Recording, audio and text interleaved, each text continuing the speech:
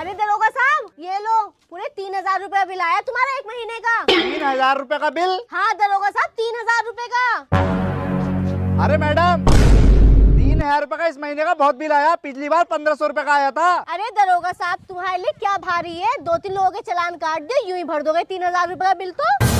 अच्छा, 2-3 लोगों का क्यों, एक से ही काम हो जाए। बेटा तू नाचती हुई लड़की को तो खूब लाइक करता है, लेकिन आज देखती हूँ मेरे लिए तू कितने लाइक सब्सक्राइब करता है। तुम्हारा हेलमेट का 3000 रुपए का चालान कटेगा। खतरनाक लोग हैं। जल्दी निकाल। बड़ा ही हरामी दरोगा है, इसने तो मुझे ही काट